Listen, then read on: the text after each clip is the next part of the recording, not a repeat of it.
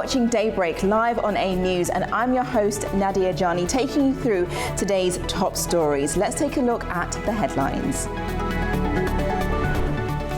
Ukraine and Russia peace talks move into a second day with no sign of a breakthrough. Peru's President José Gerri ousted after just 4 months after secret meeting scandal. And Tehran says agreement reached on guiding principles after US-Iran talks to conclude in Geneva.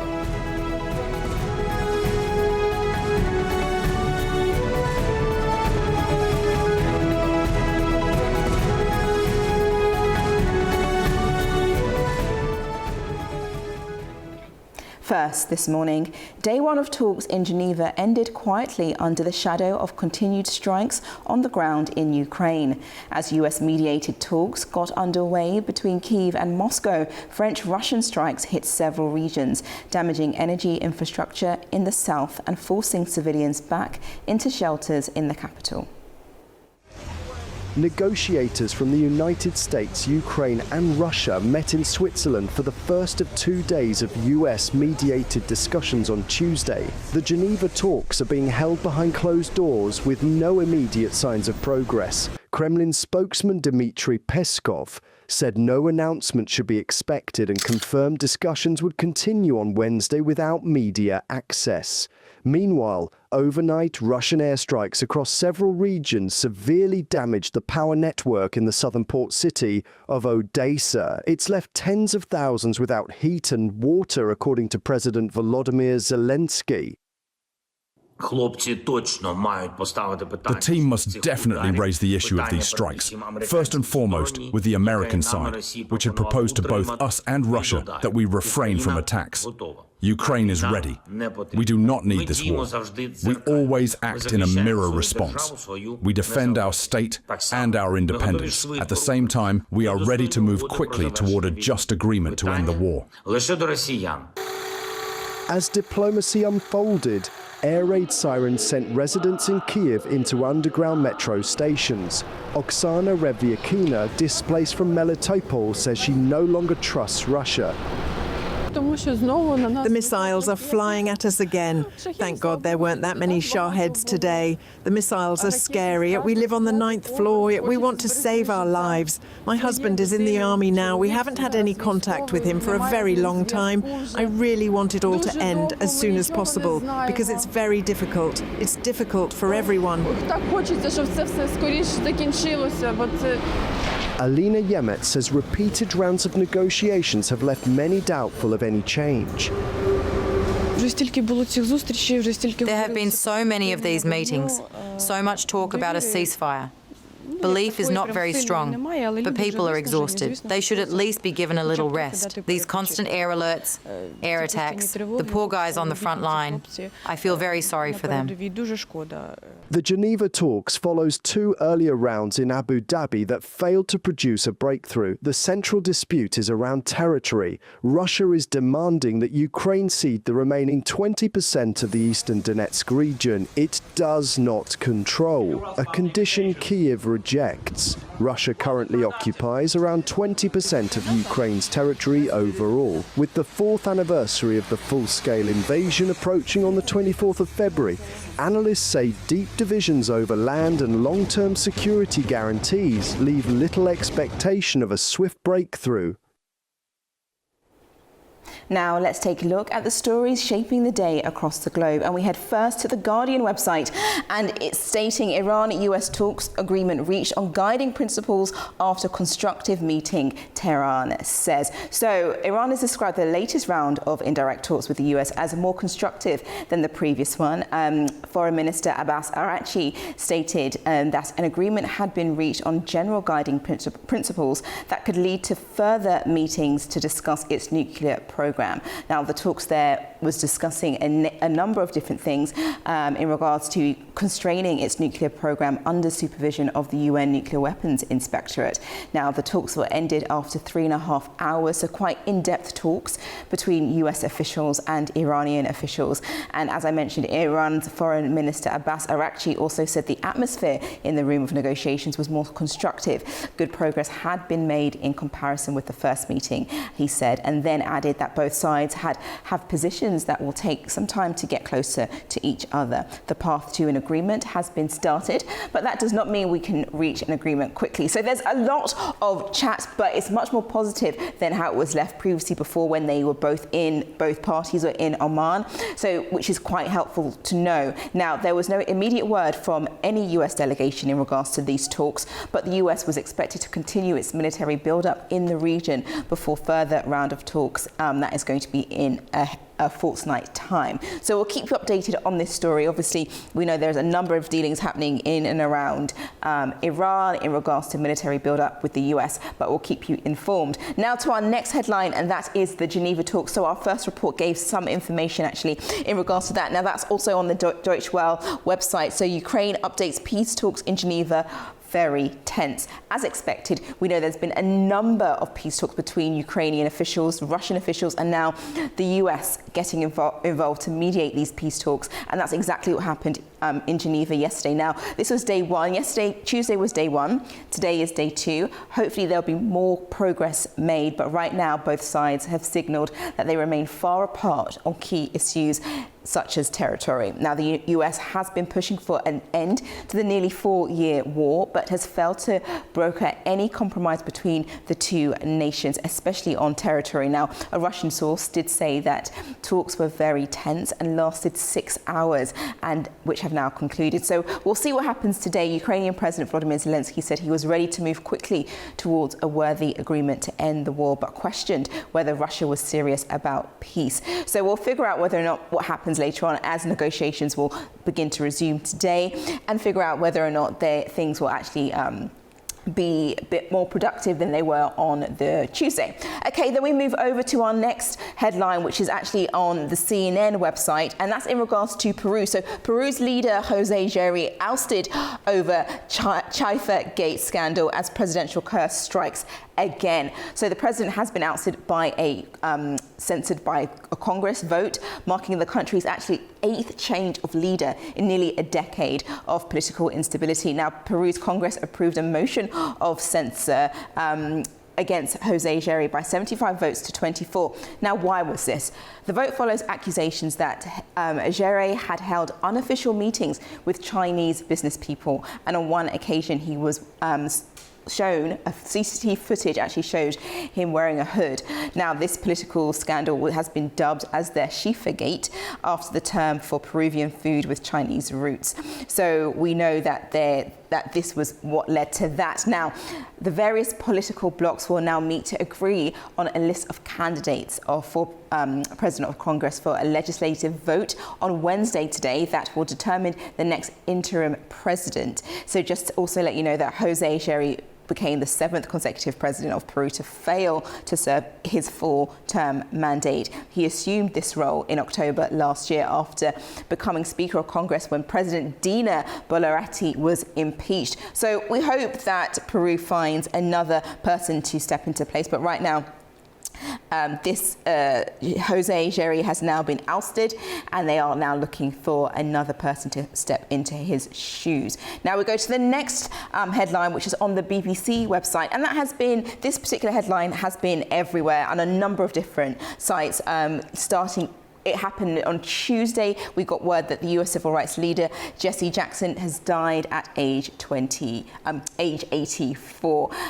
And he was surrounded by relatives, according to a statement released by his family. Now, in that statement, they said that it is with profound sadness that we announce the passing of civil rights leader and founder of the Rainbow Push Coalition, the Honourable Reverend Jesse Jackson Sr. The family said, adding that he died peacefully. Now, the cause of his death has not been released, but we do know that Jesse Jackson had been diagnosed with progressive sponucular palsy and was in hospital late last year. With regards to this, tributes have poured in for this prominent activist. Former presidents Barack Obama, Bill Clinton, Joe Biden, they have all sent in their condolences and stated how iconic and prolific he has been to pushing civil rights and human interests to the forefront. He worked with We know that Jesse Jackson worked with civil rights activists, icon Martin Luther King Jr. and ran as the president in 1984 and 1988. He's remembered as the founder of a non-profit organization focused on social justice and civil rights, called the Rainbow Push Coalition. Now, US President Donald Trump also made a tribute and said that he knew Jesse Jackson long before becoming president, said that he was a good man with lots of personality, grit and street smarts. Trump also said he was very gregarious, someone who truly loved people. So we know that a number of politicians, leaders, especially in the US, are deeply saddened by the passing of Jesse Jackson.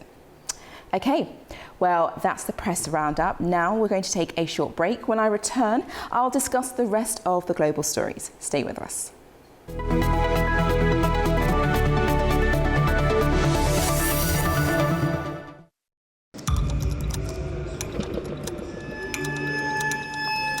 Inside Politics delves deeply into the heart of global issues shaping our world today.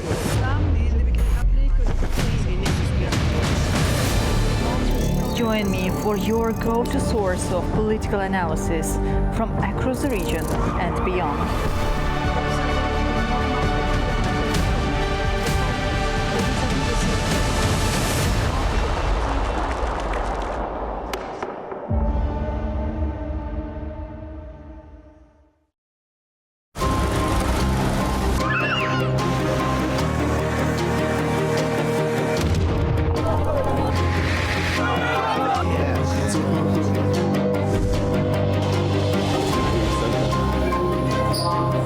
And welcome to Primetime. What a show we've got lined up for you.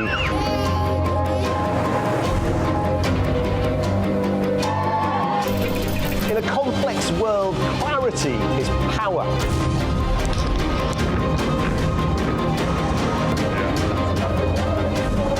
Two hours live, diplomacy dissected in a spin-free environment.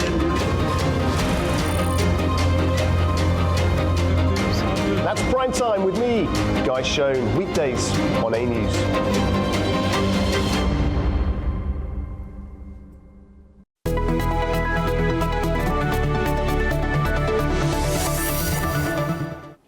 Welcome back. You're watching Daybreak. Now let's take a look at the global stories.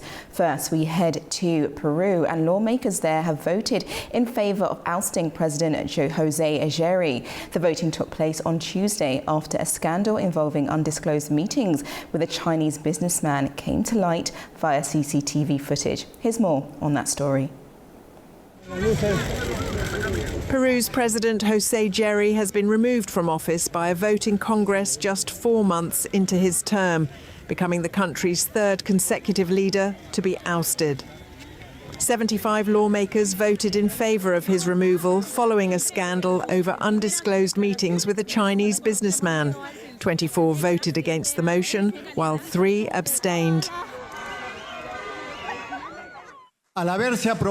Following the approval of the motions of censure against the President of the Congress of the Republic, who is also acting President of the Republic, Mr. José Enrique Aguirre, the presiding board declares the office of President of the Congress of the Republic vacant, and consequently, the office of President of the Republic is also vacant.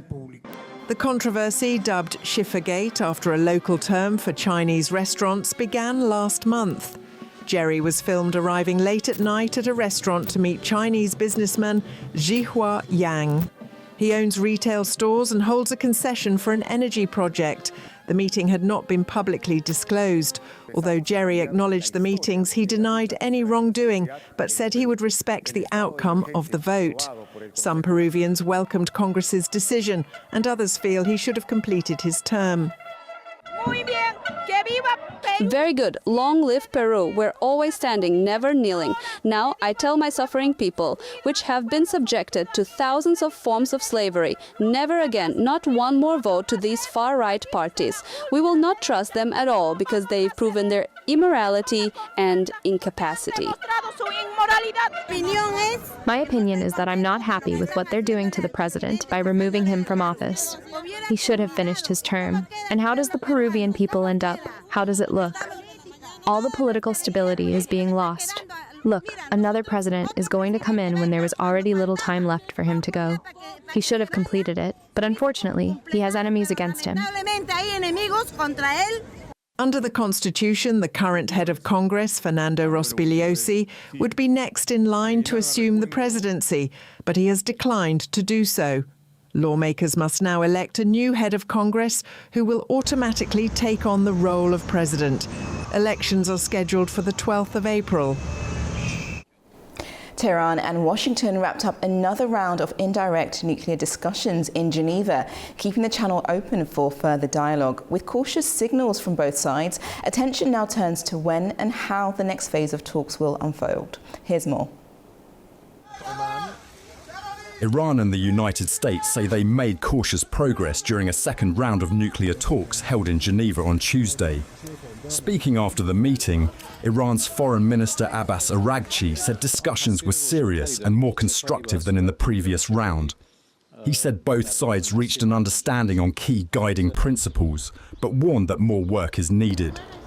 Araghchi also stressed that progress does not mean a final deal is close. According to these principles, and as a result of the good offices by our friendly countries in the region, which we are very grateful, a new window of opportunity has opened, under which we had the second round of the negotiations with the United States earlier today here in Geneva. We are hopeful that negotiation will lead to a sustainable and negotiated solution which can serve the interest of relevant parties and the broader region. It's great to have you, and I do want to... US Vice President J.D. Vance also described the talks as positive in some ways, telling Fox News that President Donald Trump is seeking a solution. US officials said further discussions are needed on several details. I think the president has a lot of options. We do have a very powerful military. The president's shown a willingness to use it. He also has a remarkable diplomatic team. He's shown a willingness to use that too. And so what the president has been very clear with the Iranians, and actually I just talked to Steve Witkoff and Jared Kushner this morning about some of their negotiations, is the United States has certain red lines. Our primary interest here is we don't want Iran to get a nuclear weapon. We don't want nuclear proliferation. Iran's foreign ministry spokesman Esmail Baghei said Tehran has shared its positions on the nuclear issue, sanctions relief, and a framework for a possible agreement. A senior Iranian official told Reuters that progress depends on Washington avoiding what Tehran views as unrealistic demands and showing seriousness about lifting economic sanctions. Iran is expected to present more detailed proposals within 2 weeks. No date has been set for the next round of talks. Strikes on 3 alleged drug trafficking boats in the Pacific and Caribbean have killed 11 people. That's according to US military. Officials say that 4 alleged narco-terrorists were killed in the first strike, 4 more in the second and 3 in the last. No US military personnel were harmed in the strikes. Rubbish has continued to pile up on the streets of Havana as the country buckles under the effects of a US oil embargo. Less than half of Cuban capital's rubbish lorries have been able to continue operating due to fuel shortages. Residents took to social media to warn of the risks to public health. Just 46 of Havana's 106 rubbish lorries have remained running, with many vehicles left with empty fuel tanks because of the oil blockade. Heaps of waste and rotten food have amassed in the Cuban capital, attracting flies. Cardboard boxes, used bags, plastic bottles and rags have piled up on street corners across the seafront capital. Some residents have started sorting through the waste, looking for scraps they can reuse, while motorists, pedestrians and cyclists steer around the heaps of rubbish. The site is one of the most visible impacts of the US attempt to prevent oil reaching the Caribbean's largest island. There's a lot of trash, and now with the oil problem, even more so. I hope. I don't know. I suggest that young people who don't work, or prisoners, be put to work collecting trash. I don't know. Something, because the trash doesn't stop. On Monday, President Trump said the USA was talking to Cuba and called on Havana's government to make a deal to end the blockade. Cuba is right now a failed nation. They don't even have jet fuel to get for airplanes to take off. They're clogging up their runway. But we're talking to Cuba right now. I have Marco Rubio talking to Cuba right now, and they should absolutely make a deal because it's really a humanitarian threat. The UN has said it's very concerned about the deteriorating humanitarian situation in Cuba and has called on the US to end the oil embargo. Cambodia's Prime Minister Hun Manet says Thai troops are still inside disputed Cambodian territory, despite a ceasefire agreement reached last year. Speaking to Reuters, he urged Thailand to allow a joint boundary commission to begin work along the contested border. Hun Manet made the comments during a visit to Washington on Tuesday. Thailand denies occupying any land and says its troop presence is part of de-escalation efforts. The dispute highlights ongoing tensions and the risk that fighting could flare up again. Unfortunately, so far it's still fragile. We still have Thai forces occupied deep into Cambodian territory in many areas. This is further beyond even Thailand's own unilateral claim line, borderline. Also, certain activities that have been conducted by Thai troops, such as the laying of containers, barbed wire to block the road, has caused hardship to our people. We have about 80,000 people displaced, cannot go home now because of the blockage. So this is not an accusation, but it's a statement of the facts on the ground. Turning to East Asia now, and the Seoul Central District Court is due to deliver its ruling on former President Yoon Suk-yeol's alleged insurrection charge on Thursday. Earlier this year, South Korea's special prosecutor requested the death penalty for Yoon, accusing him of masterminding an insurrection following his brief imposition of martial law in December 2024. Yoon has denied the charges, saying he declared martial law to fend off what he describes as wickedness that would ruin the nation.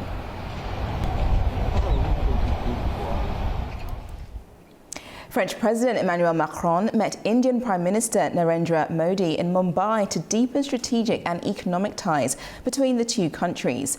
During their discussions, the two leaders signed an agreement to prevent double taxation and explored expanded cooperation in innovation, artificial intelligence, and broader economic partnerships. France remains a key defence supplier to India, and the meetings follows New Delhi's approval of $40 billion increase in military spending, including plans to acquire additional French-made Rafale fighter jets.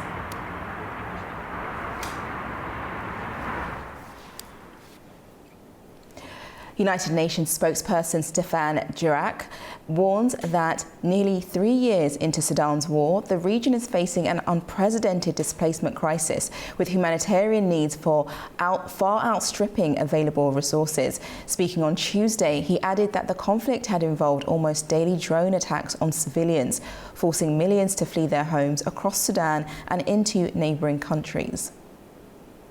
The UN Refugee Agency and 123 of our partners are urgently seeking $1.6 billion to provide food, shelter, healthcare protection, and dignified support for 5.9 million people across 7 countries neighboring Sudan by year's end.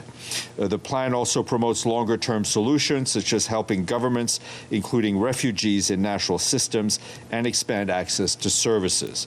Host governments and local communities continue to demonstrate remarkable solidarity.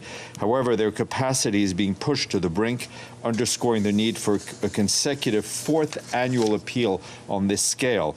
We continue to call for stronger international backing to address the persistent underfunding of humanitarian operations in the countries hosting people fleeing Sudan, and we await a lasting peace. And we reiterate once again, especially in light of the continuing attacks on civilians.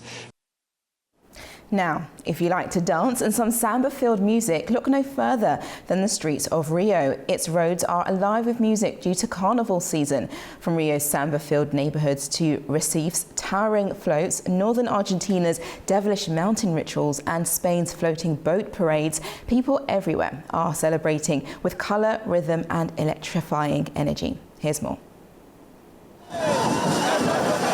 Carnival festivities are underway across Latin America and beyond, bringing color, music and centuries-old traditions to the streets. In Brazil, samba rhythms have filled Rio de Janeiro as revelers dance through neighborhood blocos, waving fans and singing along.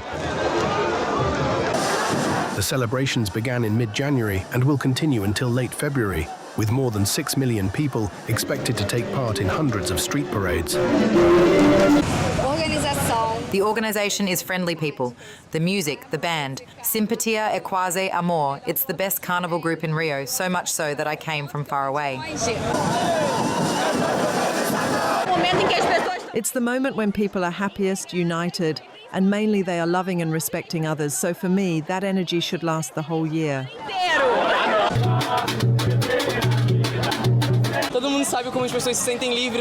Everyone knows how free people feel during Carnival. And I think that's very important. It's a spirit that I think people could carry a little more into the rest of the year, to be able to take things a little easier, with so many bad things we go through.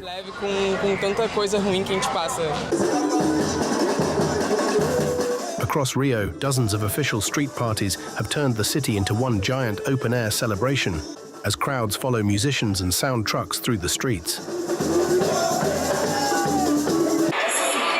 In Recife, vast crowds gathered for the iconic Galo da Madrugada parade, beneath a towering rooster sculpture, in a celebration known for its vibrant floats, live bands and strong environmental message.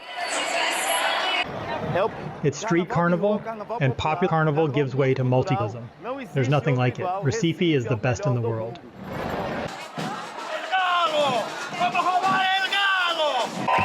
In northern Argentina, Carnival began with the traditional Descent of the Devils in Jujuy province. Performers dressed as colorful devils made their way down a mountainside before offering tributes to Pachamama or Mother Earth in a ritual symbolizing fertility and the hope of a good harvest.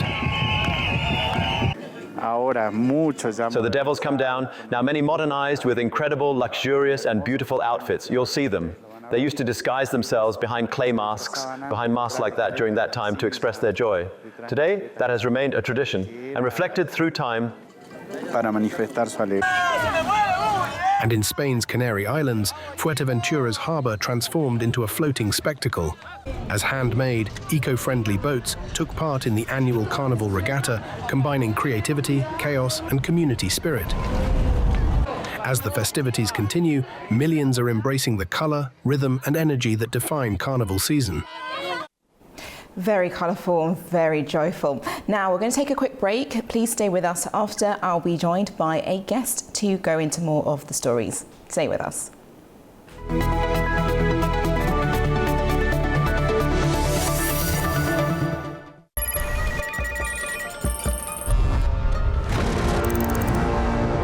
On World Business, we meet the boardroom leaders making market-moving decisions. And find out how leaders are dealing with continuous technological disruption.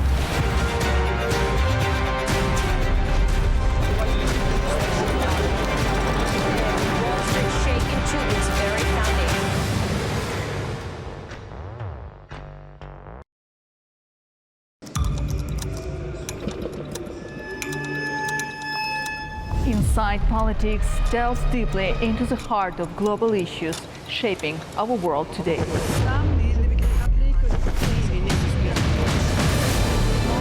Join me for your go-to source of political analysis from across the region and beyond.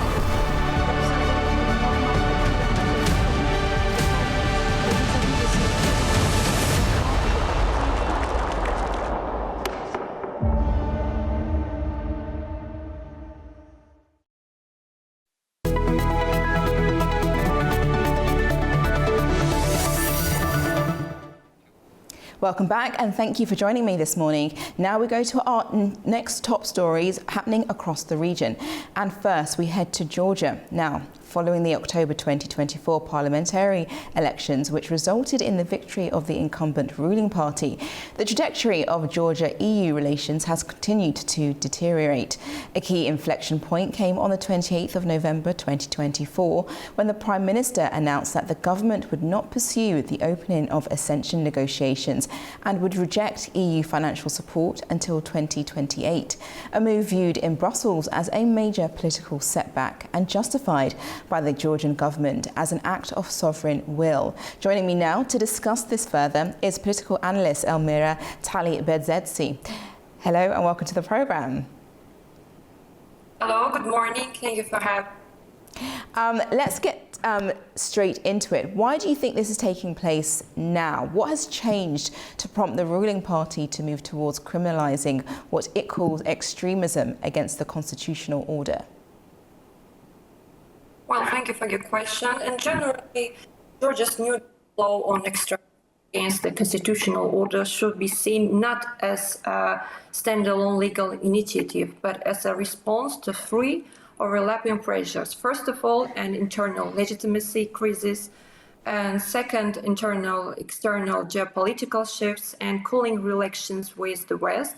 Domestically, the bill follows years of political tensions, intensified after the, as we know, disputed 2024 parliamentary elections. And parts of the opposition and civil society refused to recognize, as we know, the new parliament, and they boycotted legislative work and maintained some protests, etc. And this created a persistent legitimacy deficit, where formal election results no longer guaranteed or political acceptance. In this climate, the ruling party, Georgian Dream, they proposed to amendment criminalizing actions defined as denying the legitimacy of constitutional institutions. And the bill itself, it introduces penalties for public calls to disobey state bodies, attempt to create alternative governance structures, or efforts to portray institutions as illegitimate. And authorities, as we know, they justified the law as necessary to defend statehood and stability, but there is some opinion among the critics that they're arguing that its wording is overly broad, especially clauses like creating a perception of illegitimacy. Such language risks blurring the line between extremism and political dissent, in my opinion, and potentially enabling pressure on opposition groups, media, or even on NGOs. And this reflects a wider pattern, sometimes described as secularization of politics.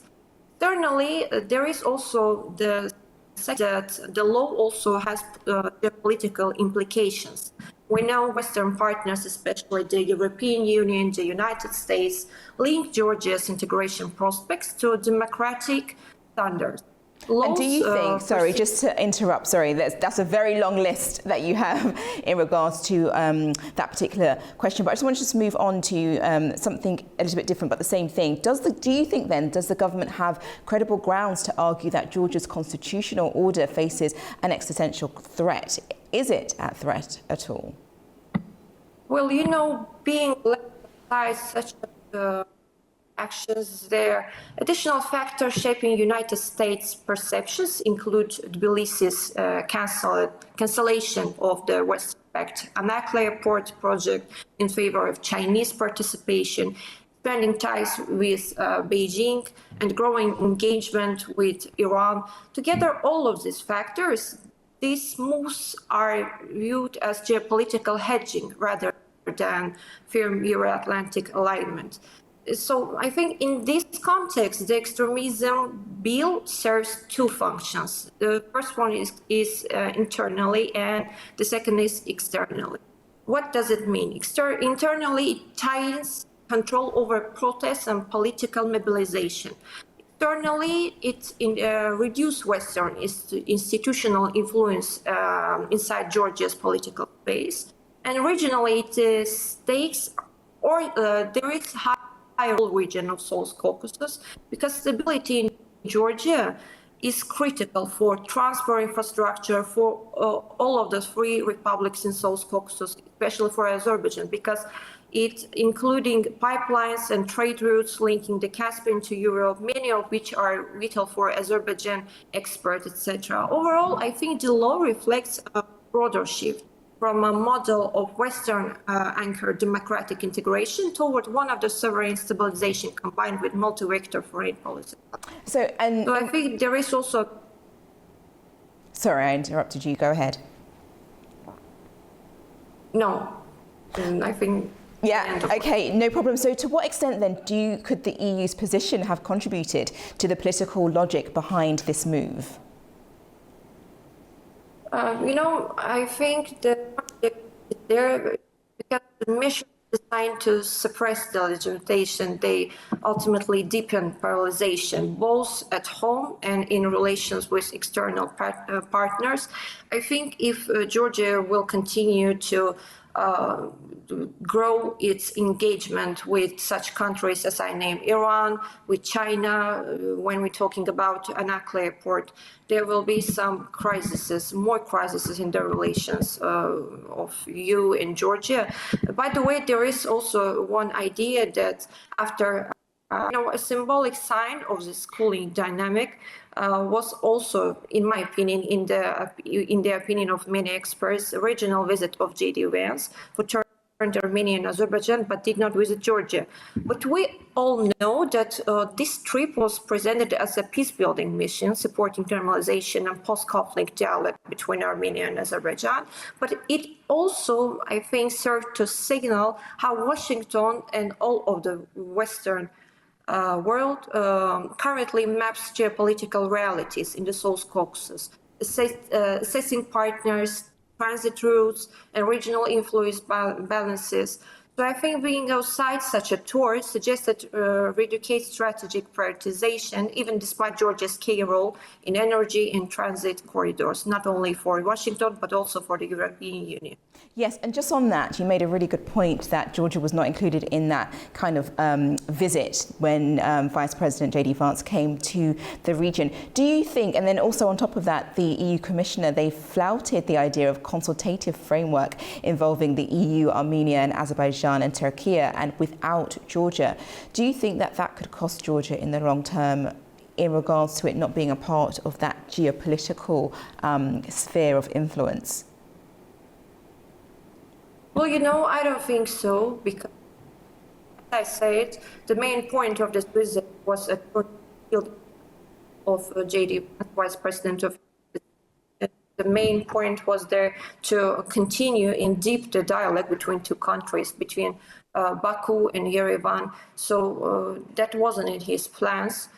I think it, but it also affects, because if you will, all of us will listen to some experts from Georgia, from Western, also they criticize visit of J.D. Vance to South Caucasus, because we know the main point for Western, I think, as I said, is Chinese development models with Georgia, and they're engaging with Iran. But when we're talking about this bill, extremism bill, I think it has no connection with J.D. visit to the South. I see. And how would you then describe? Yeah. As I said, for Azerbaijan, for all South Caucasus, Georgia's stability carries direct infrastructural significance.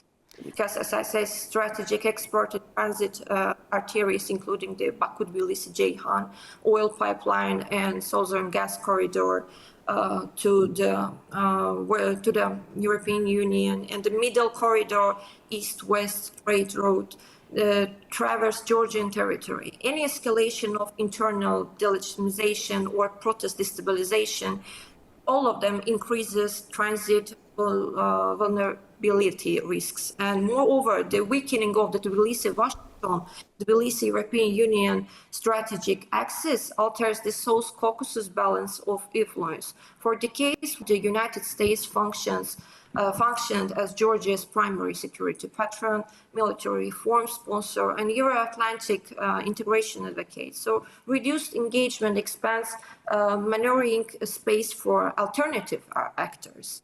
And as I say, for China, for Gulf states, for other states in selective economic dimension, maybe even to Russia. And how would you there now describe the current relationship between EU and Georgia in practical terms? Do you think continued changes bring them closer or further from entering the European Union? Of course, I think the second variant, because as we can see, after receiving the status of the candidate for the European Union in 2024, Georgia became one of the favorites for the European Union after the Ukraine to be the part of big Europe world. But now we see a number of crises between of these two sides. So I think the relations after such bills will get worse and worse. So that's it. That's how I see the situation. Yes, well, thank you so much for joining me on the programme to explain that and for your insights. Thank you very much. Elmira Tali Zadste. Thank you. Having me. Now, talks between the Slovak and Georgian foreign ministers concluded with the announcement that Slovak Prime Minister Robert Fico intends to visit Tbilisi in the near future. He is expected to be joined by the Speaker of the Slavic Parliament as the two countries aim to boost economic cooperation. Our correspondent Nini Nikolashevli has more. Talks between Slovak Foreign Minister Žuroš Blanar and Georgian Foreign Minister Maka Bočarashvili were described as smooth and without disputes, concluding with the announcement that the Speaker of the Slovak Parliament and Prime Minister Robert Fico are expected to visit Tbilisi in the near future. The planned visits indicate an intention to intensify political dialogue and economic cooperation. A central issue during the press conference was the possibility of EU sanctions targeting Georgia's Ulevi oil terminal, a key Black Sea export hub within the Middle Corridor, the Trans-Caspian trade route linking China and Central Asia to Europe via the South Caucasus, bypassing Russia. The port has been referenced in discussions in Brussels over concerns about potential sanctions circumvention involving Russia. Slovakia publicly opposed the idea of placing the Ulevi facility on a sanctions list, with Blanar stating that he sees no justification for such a move. These positions set Slovakia apart from more hardline voices within the EU advocating stricter scrutiny of third countries amid the bloc's broader sanctions regime against Moscow. While Hungary has frequently challenged consensus on sanctions policy, Slovakia's clear stance on Georgia adds another dimension to internal EU debates about proportionality, evidence standards, and the political consequences of punitive measures toward candidate countries. Beyond sanctions, the ministers also discussed Georgia's EU accession path, regional security issues, and economic cooperation. Slovakia emphasized the importance of maintaining dialogue between Brussels and Tbilisi, while Georgia pointed to the need for stability and predictable relations during its integration process. Nini Nikolashvili, Tbilisi, A News. On his first trip to Ethiopia in 11 years, Turkish President Recep Tayyip Erdogan said that Israeli recognition of Somaliland does not benefit either Somalia nor the Horn of Africa. He made the comment at a press conference with Ethiopian Prime Minister Abiy Ahmed. This comes after Israel became the only country to formally recognize Somaliland December last year. Turkey has been training Somalia's security forces and supplying development assistance in return for a foothold on a key global shipping route.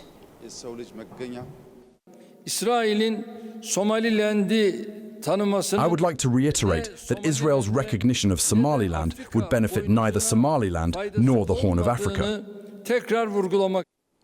A Middle Eastern consortium has unveiled a $700 million plan to build a new high-capacity data corridor running through Iraq. Adam Morrow has more from Istanbul. A consortium of 3 Middle Eastern technology companies has unveiled plans for a major data connectivity project designed to link the United Arab Emirates to Turkey through Iraq. The $700 million initiative, known as WorldLink, would position Turkey as a strategic transit hub for digital traffic moving between Asia and Europe. Under the plan, an undersea data cable would run from the UAE to Iraq's Fao Peninsula, before continuing northward through a terrestrial network into Turkey. Project managers say the proposed route is intended to provide an alternative to existing pathways that pass through the Suez Canal, helping to reduce congestion and shorten transmission times.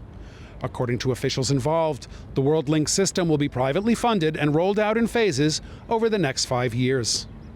The project comes amid surging global demand for faster and more reliable data connections, driven by the rapid expansion of AI technologies, cloud computing, and cross-border digital services. Industry analysts say high-capacity data infrastructure is increasingly critical to supporting AI operations, financial transactions, and large-scale data transfers. The initiative's backers say the project will improve regional connectivity, increase network resilience, and boost Turkey's appeal as a destination for technology and data center investment. This is Adam Morrow for A News in Istanbul, Turkey. Iran's Revolutionary Guards Navy held a drill in the Hormuz Strait on Monday, a day prior to renewed Iran-US nuclear negotiations. Our correspondent reports from Tehran. The Navy of the Islamic Revolutionary Guard Corps, IRGC, staged a combined war game codenamed Smart Control of the Strait of Hormuz on Monday in one of the world's most critical energy checkpoints. The Strait of Hormuz, where the drill is held, is a narrow maritime corridor through which a major share of global oil exports transit. Led by IRGC's top commander, Major General Mohammad Pakpour, objectives of the drill include assessing combat readiness of naval units, reviewing contingency and security plans, and rehearsing counter-response. The drills started one day ahead of indirect nuclear negotiations with the U.S. on Tuesday in Geneva. Earlier, Secretary of Supreme National Security Council Ali Larijani said that Iran does not seek war, but it will not bow to U.S. threats, relying on a combination of negotiations and deterrence. In an interview, Larijani said that Iran will target U.S. bases in the region if it is attacked, stressing that Tehran's ballistic missiles capability is not on the agenda of nuclear talks in Geneva. According to Iran's security chief, U.S. demand of zero enrichment makes no sense. Tehran says its nuclear program is solely for civilian purposes and is ready to assuage concerns regarding nuclear weapons by building trust that enrichment is and will stay for peaceful purposes.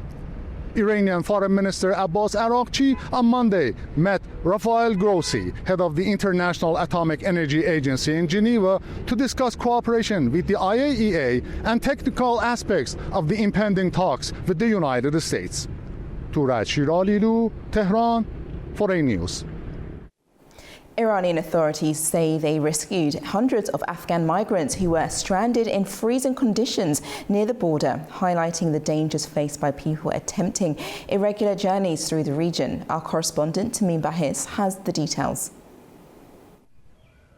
Iran's state news agency IRNA reports that around 300 undocumented Afghan migrants were rescued in the border district of Atabad in northern eastern Razavi Khorasan province. Local officials said the group had become trapped in rain, cold temperature and harsh winter conditions while attempting to move through difficult border routes.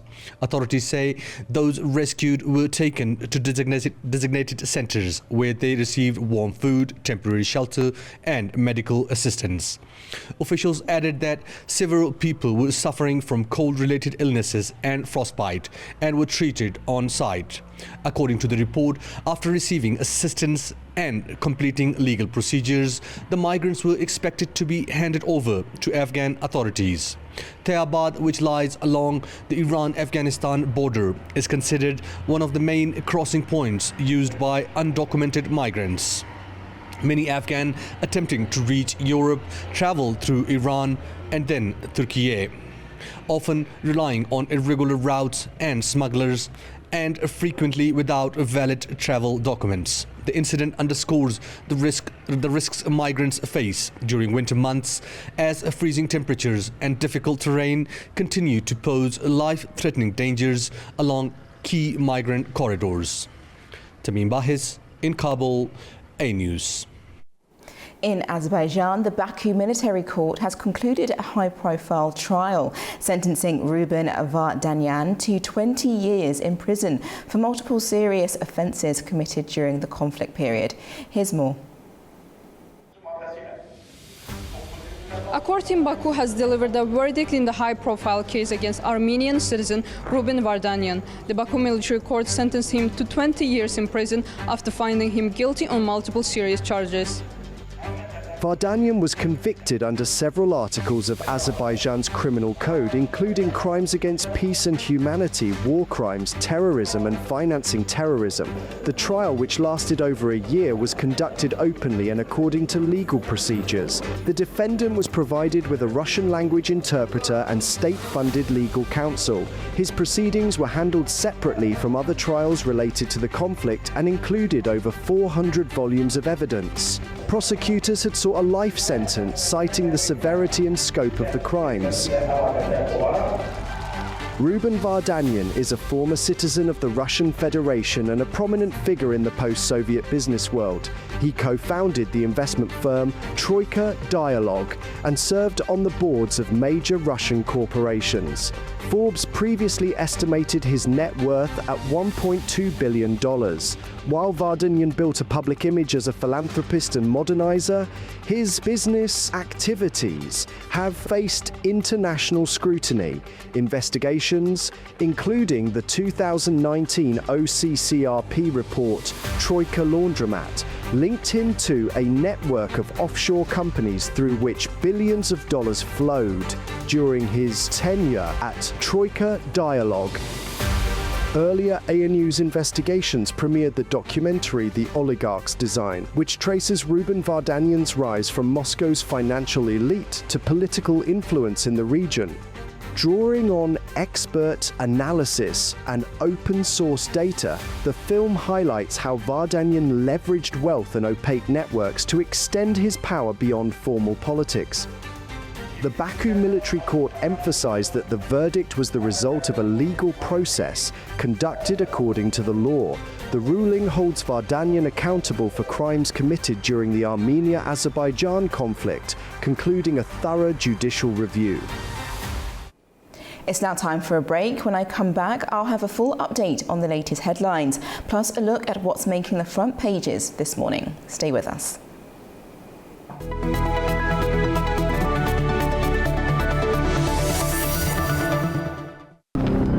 Welcome to A News, unfiltered news and analysis from the region and beyond.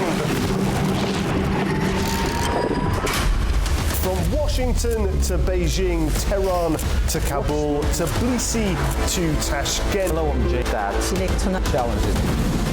Today is the third. We're with you 24/7, taking you live to the front lines of the day's biggest stories. Welcome to Gabala. One important note to fears. I'm here. Azerbaijan and Armenia. Hello, we are recording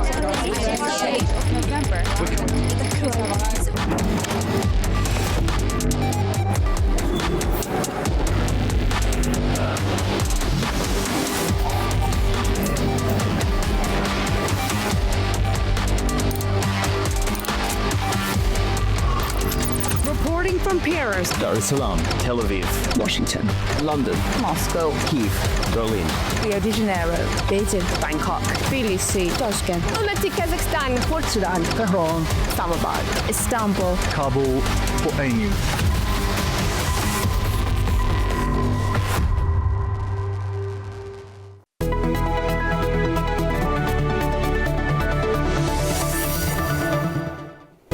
Good morning, you're watching Daybreak live on A News, and if you're just joining me, I'm the host, Nadia Jani, taking you through today's top stories throughout the morning. So here's a look at the headlines.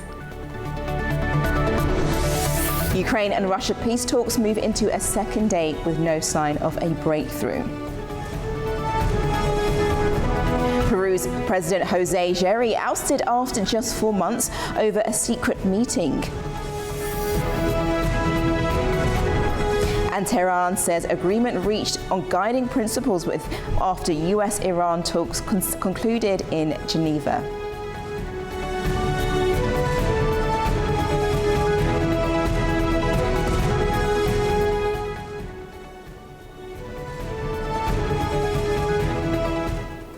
Now let's take a look at the stories shaping the day across the globe, and we head first to the Guardian website and what's going on in Peru. So Peru's president ousted in express impeachment after just 4 months in term. So Peru's president Jose Jerry, there's been a voting to oust the country's 8th change of leader in nearly a decade, and Peru's Congress approved a motion to censor against Jose Jerry by 75 votes to 24. Now, why did this happen? Now, the votes follow accusations that Jerry had held unofficial meetings with Chinese business people on one occasion while wearing a hood, the political scandal dubbed in the country as a Shifagate after the term for a Peruvian food with Chinese roots. Now, what happens next? There's going to be various political blocs will now meet to agree to a list of candidates for the next president of Congress for a legislative vote on Wednesday that will determine the next interim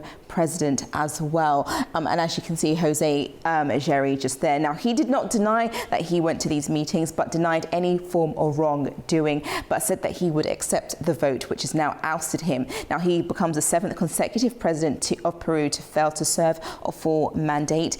He assumed his presidency in October last year after becoming Speaker of Congress when President Dina Boluarte was impeached. So we do know that in Peru, there's been a lot of political instability. So hopefully the next person coming in may be able to stop that particular spell. Now we move over to the next headline, which is on the BBC, and it's in regards to South Africa. Now, gold fever hit South Africa after lucky find in cattle pen. Now, a gold rush has gripped the country in an informal settlement east of South African city of Johannesburg. Now, reports spread a few days ago about the discovery of gold particles found in this area. As you can see, a number of residents using equipment to plough. Now, a resident in a poor neighbourhood of the former mining town of Springs claimed to have found several nuggets while out digging in the enclosed space that's used for cattle. Now, dozens of people have now descended, as you can see with the pictures, on the area and have been digging up the fenced area where the cows were once penned in, hoping to find and strike it rich. Now, South Africa's Department of Mineral Resources have condemned this week's mining, calling it illegal and warning that it is damaging the environment. Some of those digging at the site, however, mentioned that they wanted to find gold and sell it on the black market to help their families more. So in these pictures, if you just continue to see and to scroll down, we see a number of workers here digging and trying to find a number of gold particles that they can sell on and use for later on. As I mentioned, it was previously for cattle, which has now moved, and a number of people have descended to this particular area in hope to find something that is shiny and they can sell. And if we continue to move down, as I mentioned, the South African government is against all forms of illegal mining. However, those who are there said they would prefer to have legal permits so that they can do this more safely. However, that has not been permitted at this current moment in time, but we will be looking into the story if anything changes. Okay, now we go to our next headline, which is on our A News website, and that is in regards to Geneva talks held. Now, The US says progress made in Iran talks as Ukraine negotiations continue in Geneva. So we're just looking directly at the Geneva talks, just because Geneva talks for Ukraine and Russian negotiators wrapped up its first day yesterday, and it continues into today, into Wednesday, where peace talks will start. Now, yesterday, there was no sign of a breakthrough as both sides signaled that they remain far apart on a number of key issues. Now, we know that the US has brokered these peace talks and is pushing to end the nearly 4-year war, but has failed to bring anything to light. So we'll definitely be keeping you abreast of the story. Now we will head into the report with more information as to how those talks yesterday went. Negotiators from the United States, Ukraine and Russia met in Switzerland for the first of 2 days of US-mediated discussions on Tuesday. The Geneva talks are being held behind closed doors with no immediate signs of progress. Kremlin spokesman Dmitry Peskov said no announcement should be expected and confirmed discussions would continue on Wednesday without media access. Meanwhile, overnight Russian airstrikes across several regions severely damaged the power network in the southern port city of Odessa. It's left tens of thousands without heat and water, according to President Volodymyr Zelensky. The team must definitely raise the issue of these strikes, first and foremost with the American side, which had proposed to both us and Russia that we refrain from attacks. Ukraine is ready. We do not need this war. We always act in a mirror response. We defend our state and our independence. At the same time, we are ready to move quickly toward a just agreement to end the war. As diplomacy unfolded, air raid sirens sent residents in Kiev into underground metro stations. Oksana Revyakina, displaced from Melitopol, says she no longer trusts Russia. The missiles are flying at us again. Thank God there weren't that many Shaheds today. The missiles are scary. We live on the 9th floor. We want to save our lives. My husband is in the army now. We haven't had any contact with him for a very long time. I really want it all to end as soon as possible because it's very difficult. It's difficult for everyone. Alina Yemet says repeated rounds of negotiations have left many doubtful of any change. There have been so many of these meetings, so much talk about a ceasefire. Belief is not very strong, but people are exhausted. They should at least be given a little rest. These constant air alerts, air attacks, the poor guys on the front line, I feel very sorry for them. The Geneva talks follows 2 earlier rounds in Abu Dhabi that failed to produce a breakthrough. The central dispute is around territory. Russia is demanding that Ukraine cede the remaining 20% of the eastern Donetsk region it does not control, a condition Kiev rejects. Russia currently occupies around 20% of Ukraine's territory overall. With the 4th anniversary of the full-scale invasion approaching on the 24th of February, analysts say deep divisions over land and long-term security guarantees leave little expectation of a swift breakthrough. US President Donald Trump's Board of Peace, set up to rebuild Gaza after the war, is due to have its first official meeting on Thursday. However, the UK government says it has welcomed the Transitional Committee, describing it as more important than the board. It says that the committee must take the lead in increasing aid for Gaza. Many European states and the UK have not joined President Trump's initiative, expressing concern about the mandate and also the decision to invite Russian President Vladimir Putin. Yeah, every one of them is a friend of mine. In the Serbian capital, protesters marched through Belgrade and gathered in Novi Beograd, where hundreds had earlier demonstrated against plans to build an aquarium in a public park. Critics say the development would damage one of the few remaining green spaces in the city. Here's more. Thousands of anti-government protesters took to the streets of Belgrade on Tuesday, led largely by students demanding early elections and political accountability. The demonstrations come amid mounting tensions following clashes in the northern city of Novi Sad, where several protesters were injured a day earlier during confrontations with supporters of populist President Aleksandar Vučić. Police detained protesters inside the park, while other demonstrators were seen tearing down construction hoardings at the site. Protesters say they are prepared to continue their campaign until political change is achieved. Until the end, until it is necessary, until the regime is changed, and until we get justice. In what way? I hope in elections, republic elections. Others accuse the authorities of prioritizing private interests over public space. They want to destroy nature. They want to destroy the park, one of the few parks left in Belgrade. They want to turn it probably into some private property. Protesters and rights groups have accused police of using excessive force and blame the government of undermining media freedom and targeting political opponents. It comes after nationwide protests that first erupted in 2024 after 16 people were killed when a railway station roof collapsed in Novi Sad, shaking the rule of Vučić. The government has largely denied accusations of corruption. 13 people were charged by the end of 2024 over the tragedy. The European Union, which opened accession talks with Serbia in 2014, has previously urged Belgrade to strengthen the rule of law and tackle corruption if it wishes to join the bloc. President Vučić has pledged to call snap elections in the coming months, though no date has yet been confirmed.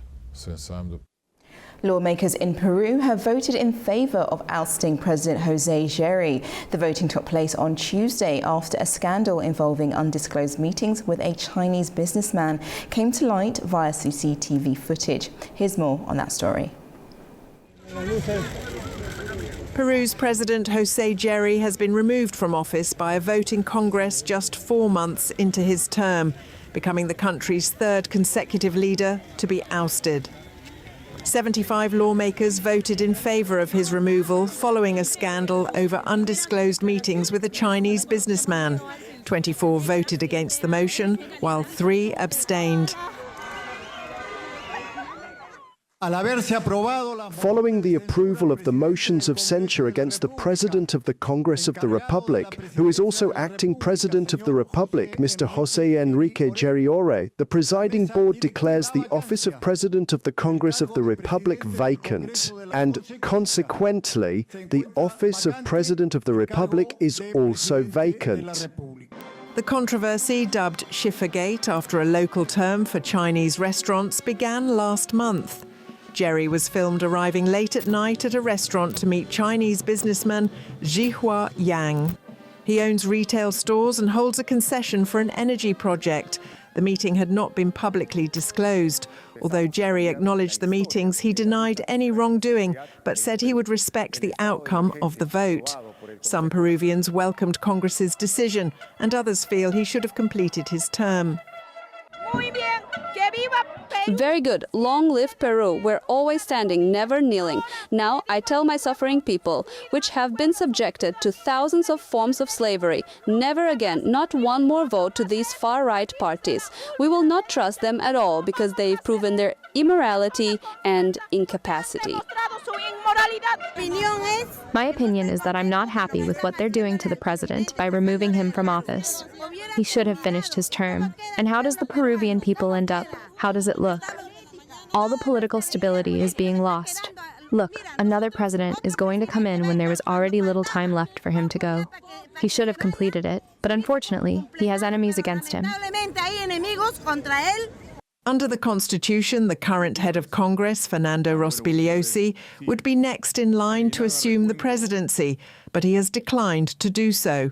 Lawmakers must now elect a new head of Congress who will automatically take on the role of president. Elections are scheduled for the 12th of April.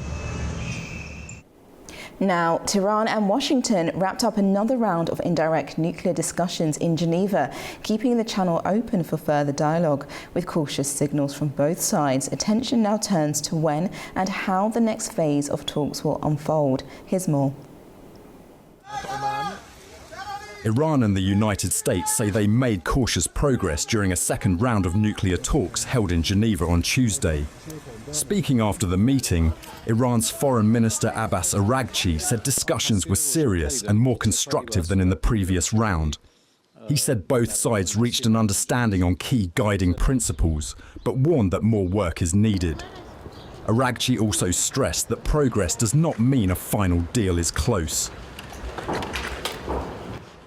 According to these principles, and as a result of the good offices by our friendly countries in the region, which we are very grateful, a new window of opportunity has opened, under which we had the second round of the negotiations with the United States earlier today here in Geneva. We are hopeful that negotiation will lead to a sustainable and negotiated solution which can serve the interest of relevant parties and the broader region. It's great to have you, and I do want to... US Vice President J.D. Vance also described the talks as positive in some ways, telling Fox News that President Donald Trump is seeking a solution. US officials said further discussions are needed on several details. I think the president has a lot of options. We do have a very powerful military. The president's shown a willingness to use it. He also has a remarkable diplomatic team. He's shown a willingness to use that too. And so what the president has been very clear with the Iranians, and actually I just talked to Steve Witkoff and Jared Kushner this morning about some of their negotiations, is the United States has certain red lines. Our primary interest here is we don't want Iran to get a nuclear weapon. We don't want nuclear proliferation. Iran's foreign ministry spokesman Esmail Baghei said Tehran has shared its positions on the nuclear issue, sanctions relief, and a framework for a possible agreement. A senior Iranian official told Reuters that progress depends on Washington avoiding what Tehran views as unrealistic demands and showing seriousness about lifting economic sanctions. Iran is expected to present more detailed proposals within 2 weeks. No date has been set for the next round of talks. Staying on this topic and here to discuss this with me is Osama Rizvi, founder of Rizvi Insights. Welcome to the programme this morning. Thank you so much for having me. Great, well, let's get straight into it. Now, the Foreign Minister, Abbas Araghchi, seems fairly positive about these talks, while the US has provided little comment in regards to that, as we saw J.D. Vance was on Fox News talking about that. What are your key outtakes from this meeting, and could that diffuse US military action? Well, this is something that has been going on from quite a while, and in the recent few months, it has escalated, certainly. Now, while these talks were happening, and while we may think that there might be some positive outcome, on the ground things look a little bit different. Recently there has a consistent military buildup of US Army in the region and countries around Iran. For instance, 250 military cargo planes flew into the theater known as the theater where most of these operations are carried out from. The military bases of US and Europe, they also saw a large influx of military planes and cargoes moving there. Satellite imagery has also shown buildup of planes, buildup of tankers that are used to fuel these planes. So I think they are preparing for a possible military intervention if certain demands are not met. And if we talk about demands, I don't think that the demand be demilitarize Iran or maybe stop working on certain missile technologies or nuclear enrichment, that is going to be met certainly, because Iran also has to think about its regional balance of power. So that is going to be the bone of contention in the coming days. Definitely, because and just on that, with the build-up of military troops in the region, we know that Secretary of State Marco Rubio and Vice President J.D. Vance have both spoken on this issue, saying that the US wants to go down a diplomatic route. However, there are other options, as in military strikes. Do you think that because of what's happening, that a conflict with Iran is inevitable? Well, there are two angles to this. I think the world now, especially the US economy, is in a place where it might be a little difficult for them to go for further military escalation, because things in terms of economy, things have started to look a little bit tenuous at home in the US. But on the other hand, I also think that in terms of oil supply, the biggest threat to the global economy, if this happens, would be oil, right? But in terms of oil supply, the world is covered. China has 1.5 billion barrels of oil reserves. China is covered, the largest consumer of oil. US's oil production is the largest in the world right now. South American oil production is also increasing. More production coming from Guyana, Brazil. So that is there. However, on the other hand, I think, and this is my personal analysis, if Epstein files and issues around that continues to take the limelight, so maybe to ward attention off it or distract it, we may see some sort of military escalation in the Middle East. So most of this will depend upon how far people would take the case of Epstein files. Yes, no, definitely. And that will definitely put a pause in a lot of people calling out for more of the Epstein files to be released. Now, in that sense, there will be more talks between the US and Iran, but where do both countries go from here? Iran said that it does not want to stop its nuclear program, but will adhere to rules in keeping its uranium enrichment going. But the US, as you mentioned, has called for a number of demands, and including to end its ballistic missiles. Do you think that this is reasonable or a high ask for Iran to commit to? From an Iranian perspective, this certainly is a high ask. Not only that, but this would be, I think, one of the non-negotiables. We have had a history of, between both of these countries, where they agree at one thing. For instance, that the nuclear enrichment facilities would be, supervised or overseen by certain organizations in the West. But there seems to be a mistrust on both sides. And I think this time the US is really serious or adamant about not letting Iran build any sort of military technologies. On the other hand, Iran is also very serious about doing so, because we have seen that recently they conducted military drills in the Straits of Hormuz, and that means they're giving a message. Definitely. Now, Iran has announced that it will be doing more military drills around the Strait of Hormuz. What signal are they trying to send as well? Of course, they try that more than 20% of the global oil supply passes through this strait. They have complete authority in that they can disrupt the trade from there. Even in terms of fundamentals, I think maybe even the blockage of Straits of Hormuz may not cause a supply disruption in oil markets. However, its sentimental effect on the markets and overall geopolitical situation would be drastic. And specifically, as I said in the starting, the US economy, the European economies, they're already at somewhat of a precarious position. They have their strengths, but there are lots of weaknesses emerging from within. So I think that would play out really bad for them. So both of the sides would be considering that how serious would Iran be in terms of blocking, if it comes to that, the Straits of Hormuz. So Iran is trying to showcase that maybe this time, if things go south, we may do it. So this is sort of the political posturing we should be prepared for the next coming months. Yes, they're definitely flexing some of their muscle. But if there is no agreement and the US do strike Iran, will Iran be able to defend herself, and will any of her allies step in? Well, we have some sort of a precedent of that late 2025 during the war, 12-day, 13-day war. I think Iran did a pretty decent job in terms of defending itself. We need to understand that the offense is sort of cheaper than defense. So Iran has a lot of thousands of ballistic missiles in its inventories, and they did pierce the Iron Dome as well at one point. So I think they would go all in. And I personally think maybe some backdoor diplomacy has also been going on. That is why we saw that the protests, that the US military intervention that was supposed to come during the recent protests were just called off right in a simple day.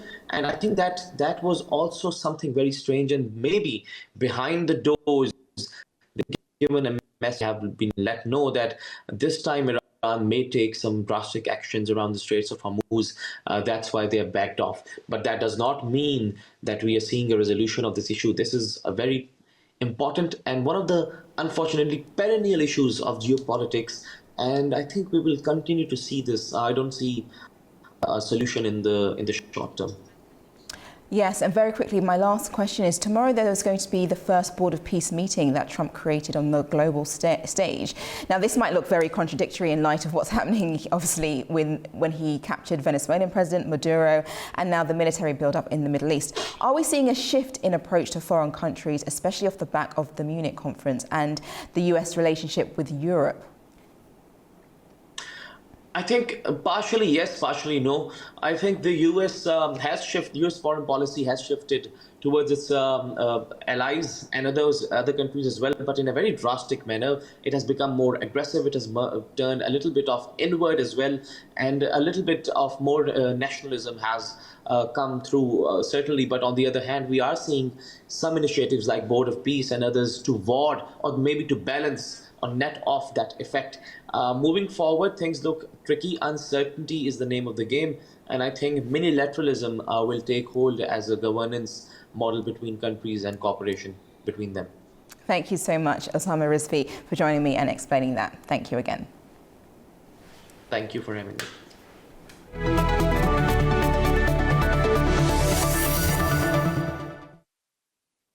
Now, the European Union finance ministers have approved national defence investment plans worth about €74 billion. The funding falls under the bloc's SAFE instrument, which is designed to provide low-interest loans for the joint procurement of priority military equipment. Our correspondent Anita Sharma brings us more from the Netherlands. Welcome to This Day in Europe, where the bloc's finance ministers approve a new wave of national defence investment plans worth about €74 billion. It falls under the €150 billion Security Action for Europe, or SAFE, loan scheme. The latest green light covers plans from Estonia, Greece, Italy, Latvia, Lithuania, Poland, Slovakia, and Finland. It's in addition to an initial €38 billion in projects endorsed last week for 8 other member states. In total, 16 of the 19 countries that applied for support under SAFE now have their plans approved, with the Czech Republic, France, and Hungary still waiting for clearance before loans can be signed, and pre-financing of up to 15% can start to flow. SAFE is a flagship EU instrument designed to make long-term, low-interest loans available for joint procurement of priority military equipment. That includes ammunition, missiles, and artillery systems to drones, air and missile defense, cyber and electronic warfare capabilities. Hardware purchased under the scheme must be largely European-made, with no more than 35% of component costs coming from outside the EU or Ukraine. A condition meant to channel demand into Europe's own defense industrial base. In parallel, defense ministers also cleared the way for a landmark agreement with Canada that will allow Canadian companies and products to take part in procurement financed by SAFE. That makes Canada the first non-European country to join the program. The Council's decision authorizes the EU to sign the bilateral deal, but it will only be formally concluded once the European Parliament gives consent. Brussels hopes the combination of oversubscribed demand from 19 member states and the opening to a G7 partner like Canada will unlock far larger private investment and help deliver the Commission's wider Readiness 2030 goal of mobilizing up to €800 billion for European defense by the end of this decade. For governments with weaker credit ratings, the Commission's backing should mean cheaper borrowing and faster access to urgently needed kit as they race to plug capability gaps exposed by Russia's war in Ukraine. For A News, I'm Anita Sharma in Arnhem, Netherlands. Now to something very innovative, and Dubai is expanding the use of robotics in its emergency services, deploying machines to assist firefighters and police. Let's take a look at this. Dubai is deploying robotic technology to help tackle fires in dangerous and hard-to-reach areas as the city accelerates its push towards automation in public services. The firefighting robot, operated by Dubai Civil Defence, can spray water up to 60 metres and pump around 2,400 litres per minute. It is remotely controlled and built to operate in high-risk environments. And this is a human firefighter. You know, if he goes into a very harsh environment with chemicals, with toxic materials burning, it can harm him, but it doesn't harm the robot as much, since it already also detects these kind of gases and leaks through its sensors. And it also cools down on itself. It has its own system of cooling down itself in these high heat environments. Fire response is not the only area seeing change. In November, Dubai Police introduced its first self-driving patrol robot.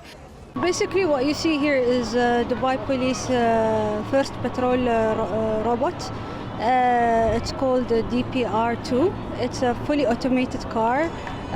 It has many features. It's fully supported with AI functions, face recognition.